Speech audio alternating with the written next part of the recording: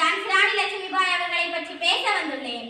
ஜான்சி ராணி லட்சுமிபாய் 1828ஆம் ஆண்டு நவம்பர் 19ஆம் தேதி வாரணாசி நகரில் பிறந்தார்.